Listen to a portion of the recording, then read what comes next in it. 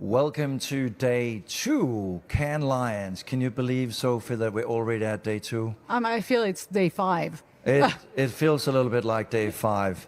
My name is Thomas, and I'm joined by an amazing panel here today, and we have quite a serious topic to discuss. For many, democracy might be a given, but I think we have seen democracy facing some challenges recently. So what is the role of creativity in defending democracy and also reminding people of why we have a democracy? And so their creativity plays an amazing role, and that's what we're going to discover with this panel here today, Sophie. And I'm really looking forward to this important topic. Oh, yes, I can't wait. So now let's introduce everybody on this panel. I'm going to begin with you, Alexis. Could you please introduce yourself? Hello, how are you? I'm Alexis Ospina, Chief Creative Officer of Great Mexico. Thank you. Stephanie? Hi, everyone. I'm thrilled to be with you today. I am Stéphanie Bertrand-Tassilly, Global Chief CSR Officer at Havas. Thank you, Stephanie. Jake? Yep. Hi, I'm Jake Dobbins. I am the co-chair of the Conscious Advertising Network. I also run Media Bounty and a project called ACT Climate Labs, similar to ACT. Yes. Thank you, Jake. And there's one panelist who's not on the set today, but who's Charlie Stoney, CEO of EACA, but she did record her answers to our questions, so we will see her in the discussion. We will begin with you, Alexis, with your incredible campaign, and to talk about it, the best way is to watch it.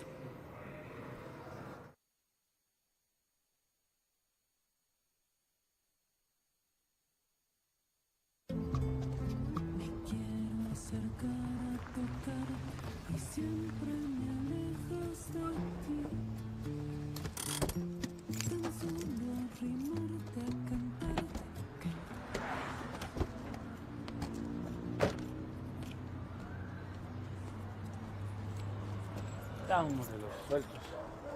Sí. Gracias.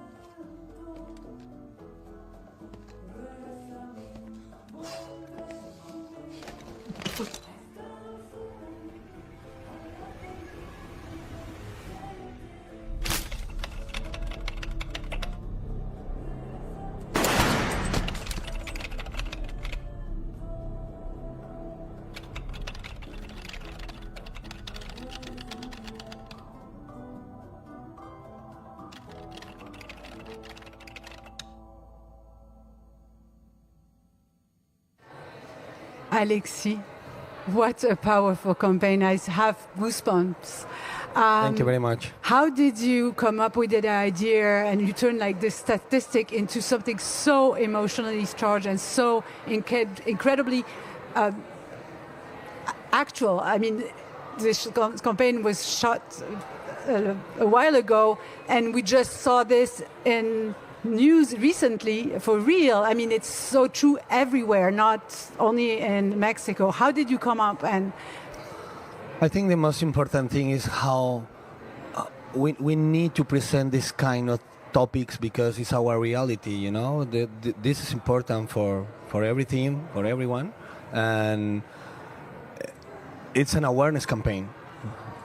This is the our goal, you know, to all people today understand the freedom of liberty and expression is for our journalists and the press is everything, you know, because today we need this kind of freedom always to express our thoughts, everything, you know. Exactly. I mean, if we don't have this, if journalists can't do their job, whatever side they are, if they can't come and shoot and say something and tell us what's happening in the real world, we don't have any democracy left. It's the end. We are silencing them. Sadly. Yeah. So how do you see moving forwards? How do you see your industry helping? I mean, you do it here. How do you see it moving forward? I think it's our responsibility, like professionals in communication, how can put something in the table like this to present the reality, not only in our countries. I think around the world it is so important, and the creativity have the power to change something. I think always the ideas can connect with the people, with the truth, with the freedom, and express ourselves. You know. And I have a small little question that was not on that didn't send you, but did you the clients? Did you know them before? Did you? Yeah. How did you work with them? Yeah, we did the last year a film for La Unión newspaper. We did a film to show the story of the owner, Moisés Sánchez, was killed in 2015. And they create the newspaper, and the government and other people kill him, and it's a true story. We won last year a Bronze Lion in film with this campaign, and this year we continue working together. Wonderful, very well done. It's such a powerful piece, and I think, as you say, a really strong reminder of journalists goes to work every day, and just I think today in the news as well, journalists losing their lives in the conflict in Iran. So it's just a really heartbreaking piece of creative there, very, very important. So from sort of silencing democracy, which we also see in quite developed democracies, to another more important, or not more important topic, but a topic that is should be front and center in so many countries, which is obviously voter participation. Something unfortunate that we are seeing going down in more and more countries, developed democracies, new democracies, and that's why Stephanie, your campaign is really something that speaks wholeheartedly to me. India being a newer democracy, and I remember this campaign. I was judging DNAD. It was also incidents the DNAD Awards in Impact. But obviously there's a bit of a cultural context to how voting is being done in India, using an ink as a way of signifying that I have voted, which is common practice in other countries than in India. But Let's see the campaign. Yeah. Let's see the Let's see campaign. the campaign For first. those of you who haven't seen it. Let's see the campaign, and it won something last night, huh? Yeah. If you lived underneath the rock and haven't seen this campaign, here it comes. This is not the regular ink. This is purple ink. And purple ink plays a very significant role in our democracy process. Around 26,000 litres of electoral ink are manufactured every 5 years, which are used to mark the fingers of every voter after they cast their vote. A mark that prevents duplication of votes. But in the previous elections, democracy was taken for granted. The voter turnout has decreased. Why does Mumbai not vote? India saw a low voter turnout, and 7,500 litres of electoral ink went unused. We are India's largest selling newspaper. Yeah, maybe the world's largest selling newspaper. And of course, we are the world's largest democracy. So it was incumbent upon us to remind people of their duty to exercise their democratic right. The Power of Print initiative of Times of India and the Election Commission presents the ink of democracy. For the first time in the history of the Times of India and the Economic Times, the pages were printed in purple instead of the traditional black ink. This is a simple yet very powerful reminder of the potential wastage that you can do to democracy itself. With Indians still starting their day with the ritual of reading the newspaper, the ink once used as a mark of democracy became a reminder to defend it. It's usually the stories that are printed on the pages of a newspaper that bring in the required impact and change to the society. But for once, it was the page itself that became a catalyst for change. This time we won't waste a single drop of electoral ink. It's a wake-up call for democracy.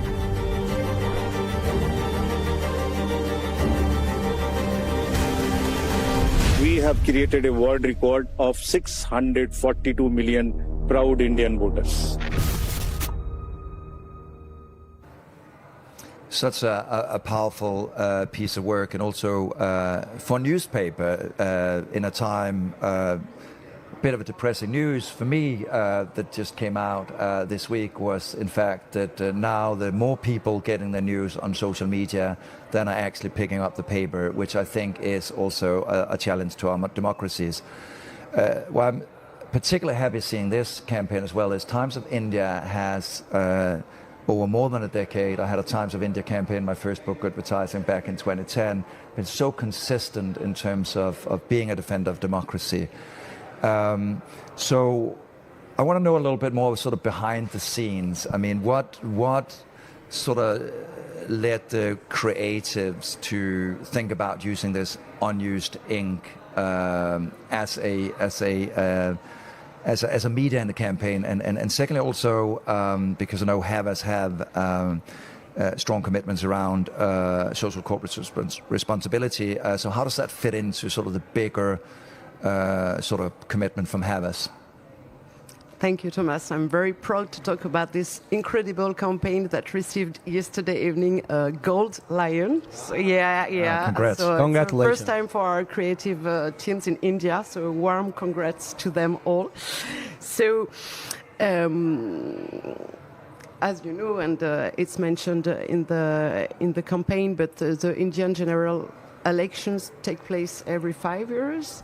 And the previous one in 2019, 33% of voters did not turn up due to laziness, lack of awareness, and of course political alienation. So in 2024, the ensuring maximum participation become the top priority, really, and the reason to run a message of civic responsibility. And the idea came with simplicity, and we know that sometimes simplicity is the key success for a powerful campaign. And the idea was to have the Times of India group joined hands with the Election Commission, obviously, to present the ink of democracy. And in India, this purple colored ink is very known, and it was the way the creative teams found to embark the citizens. And of course, the campaign was rolled out in multiple cities just before the election to make people remember that they have to go and they have to vote. And the impact is just completely huge. They mentioned it, 642 million of voters for the first time. It's really a world record time. And at Havas, and I make the link with our CSR strategy, we strongly believe that that creativity had the power to bring about positive change in society. Of course, societal issues, but also ecological transition. And that's why one of our CSR strategy pillar is about responsible communication. And we put our expertise at the service, at the public interest. Obviously, we have a lot of campaigns, and I invite you, because if I do it now, I will be here at 8 p.m., I think. But do not hesitate to see our 2024 CSR report, because we have a lot of concrete illustration with our campaigns that show that creativity has the power to change the world. Thank you. I think that's a very good recommendation just in general, to actually see what are the impact on these campaigns. And also what I feel is so interesting here is that India is the biggest democracy in the world, so it really shows what's at stake. Obviously, there's a lot of things, a lot of change happening in the media space these days. And obviously, what we're seeing in many countries is that big tech are getting more media budget away from local newspapers and others. So that's at least one concrete thing we're seeing that are financing journalism. So that's one specific thing where I think brands and agencies can play a bigger role in obviously funding local news, local newspapers. But how do you see the role of Havas and other agencies and some of the brands that you work with? What can they do in showing up for democracy and civic engagement, especially as in my lifetime, I've never ever seen democracy under such a threat as we see here today? Unfortunately, I would say, but obviously in today's context, all the agencies and all the brands have a critical responsibility to actively defend democratic values and as civic space continues to shrink globally, as you mentioned it. So agencies and brands together have to leverage their influence to advocate for transparency, inclusivity, but also accountability, I would say. And they have to use their creativity to raise awareness, as we have just seen it previously, about democratic principles, human rights, social justice, encouraging public discourse on these topics. And this can be achieved by supporting diverse voices, investing on community engagement, for instance, and by collaborating with civil society and fostering open dialogues. Always, I think it's a key. They contribute to a more resilient democratic landscape, and they have to do it because democracy is in danger and all over the world. And ultimately, their proactive stance can empower communities and help sustain a robust civil environment. So, to summarize, we really have a critical responsibility on this topic, and Havas and all our peers, all the industry, is really taking their part of responsibility and using the creativity to embark all the countries when we can and all the local communities. It's really, really important and a strategic issue today, maybe more than yesterday. Great, Stephanie, and I think I mean I do remember from the early 1900s, early 2000s, MTV having Vote Now campaigns as well, and also recently I did see in during the European elections even brands coming together. Tony Chocolonely and Oatly came together for Vote Now campaign, so that's also a new thing. So good points in terms of what creativity can actually achieve on this topic, Stephanie. Thank you so much. And I'm gonna, turn to Charlie, who's not there, but Charlie from the EACA is launching a pan-European campaign with the EU to bring in the younger generation, talking about safety on the internet and digital safety, which is part of how do we protect our youth, and how do we get them to be able to do things and be part of the world without and getting the right information and all this thing. So she was not there, but we do have a recording from her, so let's watch the recording, please. Hey, I'm with Charlie Stoney, CEO from EACA. We're very happy to have you on the My Act show today. Charlie, you are launching with the EACA an initiative, pan-European initiative on safety for children on the internet, digital safety. Do you want to tell us a little bit more about that? Yes, this is a hugely exciting initiative that we are launching here in Cannes 2025. So for the first time, we are going to galvanize the European advertising industry and create a competition for young creatives to answer a brief that is aimed at raising awareness and helping both children and parents be more mindful of their safety online. We will be working with an NGO, but I can't disclose that yet. And we are also looking for EU support from MEPs and from the Commission. And again, I can't reveal that yet. So all I'm revealing today is that we will be doing this, and it will be launching officially in September. Great, and we work together for years, EACA and Act Responsible. We know how it's important. Brussels is important for Europe. We know with what's happening today, how important is it for Europe. So MEP, we will surely try to interest them, and knowing them, I'm sure they will be. But what about the kids? How can we make sure, and why do we need them here on that specific topic? And how can we make sure we've built something that's going to last in time and that will be strong and sustainable?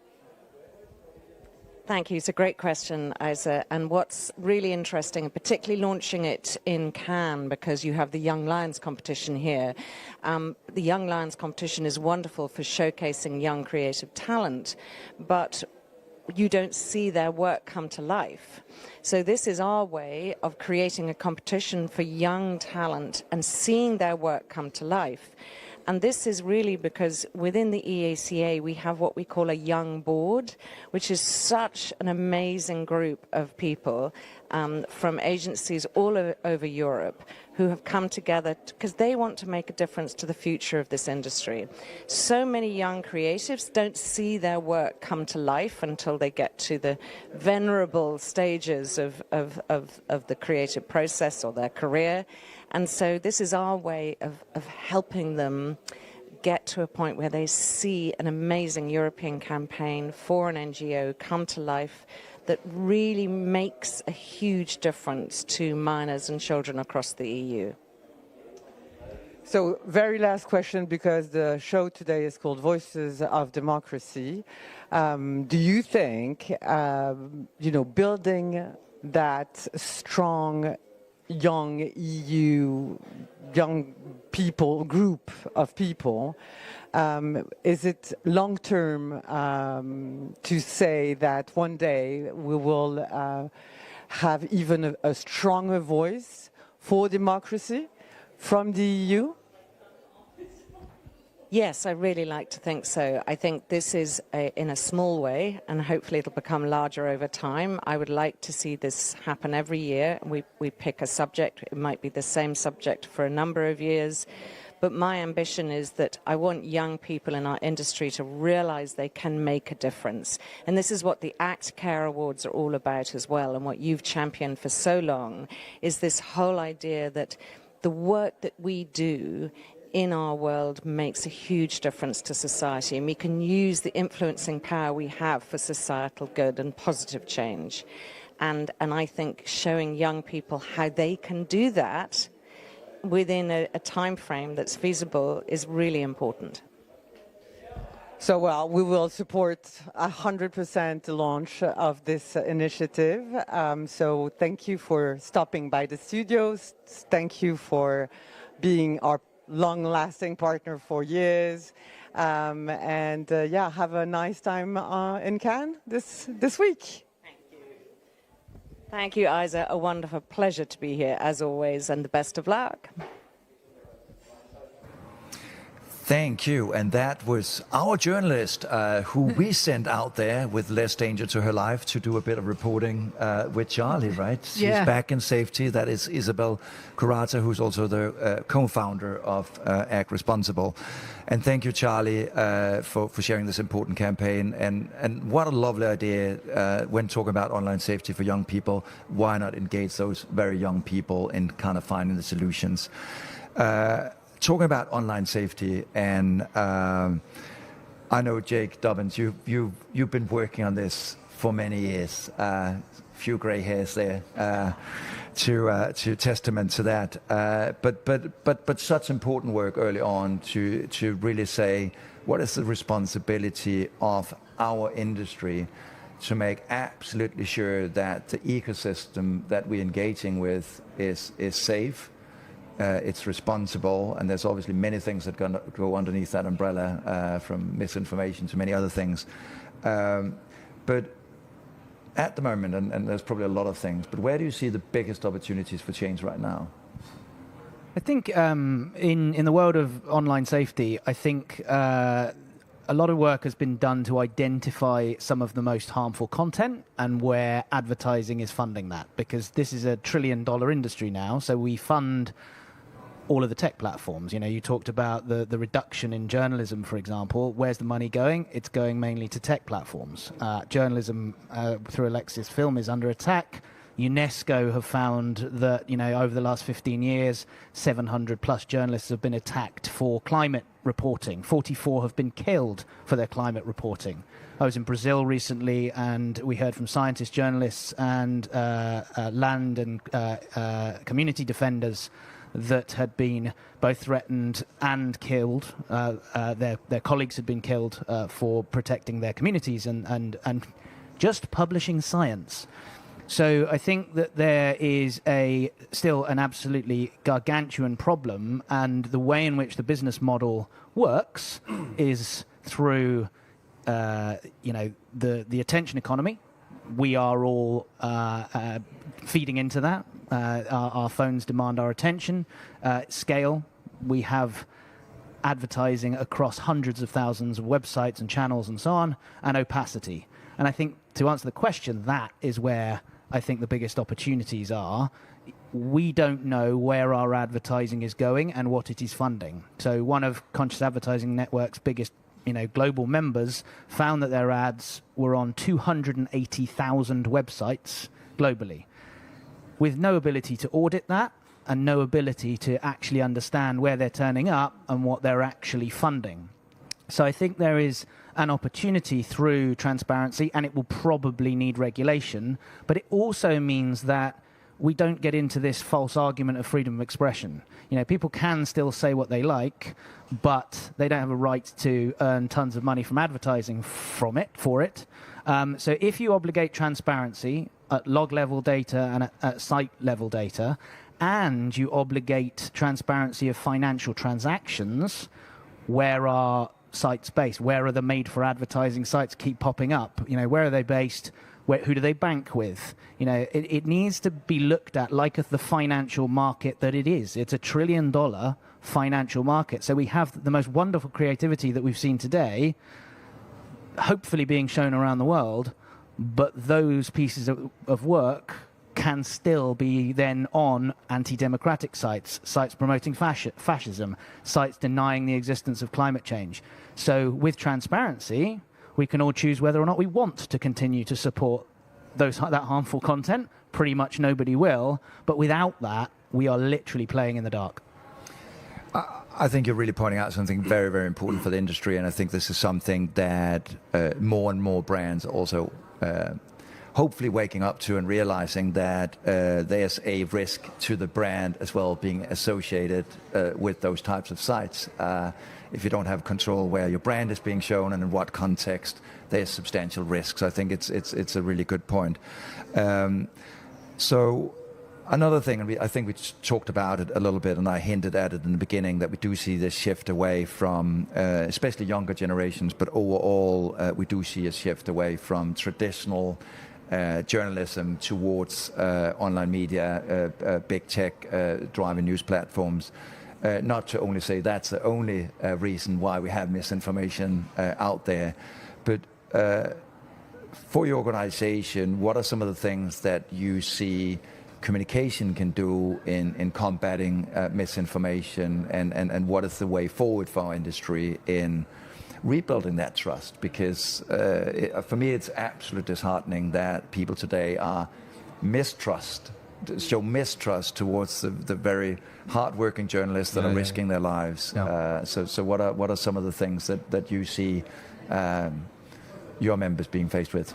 I think there's a couple of parts of that. I think there is the every brand has a choice, and every brand has an awful lot more power than they think that they do. I think that this issue is not very well understood. We are looking at evidence right now of very big brands funding content on the big tech platforms, and so therefore next to this content, denying that climate change is causing droughts in the Amazon, encouraging people not to trust rescuers in extreme weather events. So in Rio Grande do Sul in Brazil, in the Valencian floods, you know, literally saying don't trust rescuers and don't trust people coming to help you.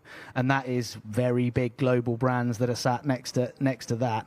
So I think and also we're looking at another study coming out which is showing the level of self-harm videos and and suicide videos on big tech platforms with very big brands that are all here next to them is no different to when Molly Russell took her own life in the UK, partly due to seeing those sort of suicide videos.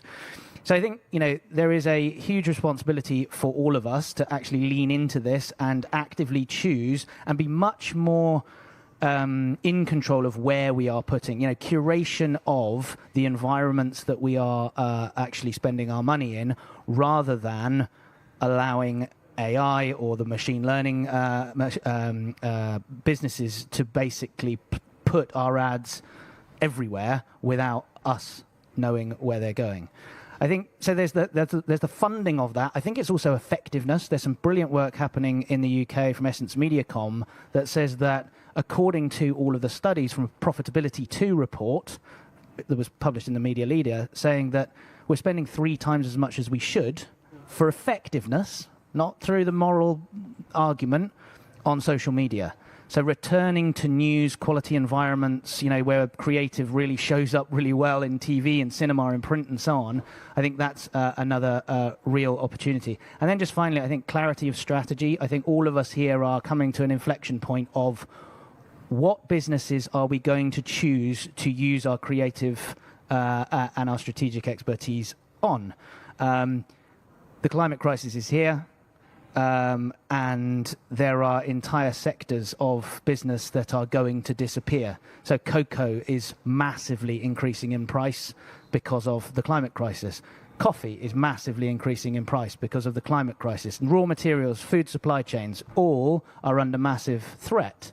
So if we want to maintain our chocolate clients, our coffee clients, and so on, we need to make a strategic choice of, are we going to have a sort of cakeism approach of working with everybody, or are we going to back future brands and leave behind fossil fuel brands who are actually causing these brands to possibly cease to exist in the future? So I think there's a lot of sort of absolute clarity that this whole industry needs to go, what are we actually working on, and what are we funding, and what are we choosing not to work on and not to fund? Absolutely strong points, and it reminds me that nobody really just opens the door to their kids and just say, run loose, I don't know where you're at. And I kind of feel that sometimes we as creatives, brands, agencies definitely need to show up with much more responsibility, because obviously where we put our money at is what we're essentially supporting. It is, and just a final point on that, this is, governments are now, and the UN are now getting involved in this. So just very quickly, there's a project called the Global Initiative for Information Integrity on Climate Change. The 3 chairs are UNESCO, very, very worried about journalists, the UN themselves, and the Brazilian government, who host the COP this year. So they are coming to speak here at Cannes on Friday about this issue, about making sure that we know where our money goes, as well as communicating climate beyond the bubble. So really leaning into information integrity and trying to stop the sort of weapons-grade disinformation that we're seeing all around the world in every country. Yeah. Yes, this information is a real problem, and how we tackle this and how we protect these journalists that will get the right information that is trustworthy is the very important and very and finding the way to push them and to protect them and to have them in the right platform, in the right media, so we can do an educated choice as consumers. So to wrap up, I'm going to ask you, each of you, what is your call for action to protect this, democracy, the truth, and what do you want to tell our listeners? I think the responsibility of media, government, and we like creative and brands, of course. I think all of us can help to do something. Always. You have a links, and you can donate to protect the journalists. And I think the most important thing is put on the table the reality, and in media, of course. Yes. Thank you. Stephanie? I would say to the young creative people who are watching us probably at this moment, always keep in mind the incredible, tangible, and concrete power of creativity that can change the world. It's real. Sorry, and maybe ask yourself systematically what impact the campaigns you work on have, and what future you want live in. Thank you. What about you? I think I'd encourage people to have the difficult conversations and to call out some of the hypocrisy. So there's a report come out this week where 77% of people on Meta are now less are concerned about that they can't speak freely since changes that came to the content moderation systems on Meta. So if we're going to talk about freedom of expression and leaning into democracy, people have to feel like they're free to speak, right? So I think asking much more difficult questions, holding the power to account, and then each business and each individual in business choosing what they work on and actively choosing where we spend our money. Jake, what an absolutely amazing last final rallying cry here for everybody who's listening, and really enjoyed the many different perspectives in terms of what you can do as a creative as an agency. And if you're more interested in a lot of this, there is an organization here, Conscious Advertising, and Jake, he'll be around. There's a panel on Friday as well that I'll really encourage you guys to join. And maybe a final closing thought from my side is, this is one of the topics that's a very, very easy win for a brand or an agency or as a media owner. It doesn't cost you anything. This is just common sense. You don't want your content associated with the wrong issues. You want to leave a world where generations, people, citizens can not only just trust news, but trust in your brand. So I think this is really your brand being, and your brand equity being at risk here. So a little final, maybe optimistic note as well is obviously, yes, creativity can be a driver in this, and you have all the means in your hands to do something about this. Thank you so much to the panel. Thank you very much. Thank you very much. Conversation. Thank you.